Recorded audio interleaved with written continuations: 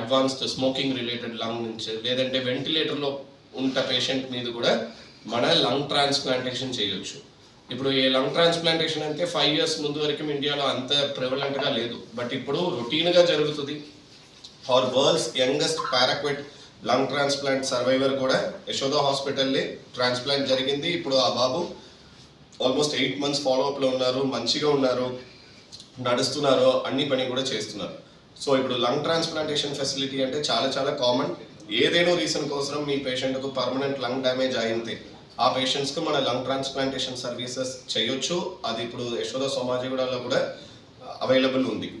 So ఇప్పుడు ఆ పారాక్వెట్ గురించి నేను చెప్పినాను కదా, ఆ పేషెంట్ యాక్చువల్గా ఒక 12-year-old బాయ్ అండి.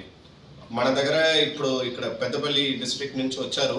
ఆ పేషెంట్కు పారాక్వెట్ తాగినారు. ఇంతకుముందు పారాక్వెట్ తాగితే వేరే ఏం ట్రీట్మెంట్ లేదు. మెల్ల లంగ్స్ ఖరాబ్ అయి వచ్చిన తర్వాత ఆ పేషెంట్ మన దగ్గర ఆల్మోస్ట్ నెల తర్వాత వచ్చారు. ఆ పాయిజన్ తీసుకుంటే నెల తర్వాత వచ్చారు. వచ్చిన తర్వాత లంగ్స్ చాలా ఖరాబ్ అయింది.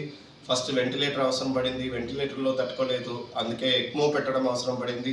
ఎక్మో పెట్టిన తర్వాత కూడా ఫైనల్గా మన world's youngest paraquat lung transplantation చేశానండి. అది చేసిన తర్వాత ఇప్పుడు చాలా బాగున్నారు. ఇది ఒక్క ఎగ్జాంపుల్. అట్లా చాలా పేషెంట్స్ ఉన్నారు పారాక్వెట్ తాగిన తర్వాత కూడా లంగ్ ట్రాన్స్ప్లాంటేషన్ చేసే ఇప్పుడు మంచిగా ఉన్నారు. సో ఈ అన్ని ఇన్ఫర్మేషన్ మనకు డాక్టర్స్ మధ్యలో తర్వాత పబ్లిక్ మధ్యలో కూడా అవేర్నెస్ కావాలండి. అందుకోసమే ఈ ప్రెస్ మీట్ మన కోసం ప్లాన్ చేస్తాము. సో ఎందుకంటే ఈ ఎట్లా మనకు ఇంటర్వెన్షనల్ కార్డియాలజీ ఉంది, ఇంటర్వెన్షనల్ గ్యాస్ట్రోఎంట్రాలజీ ఉంది, అట్లా ఇప్పుడు పల్మనాలజీలో కూడా చాలా అడ్వాన్స్డ్ ఫెసిలిటీస్ ఉంది.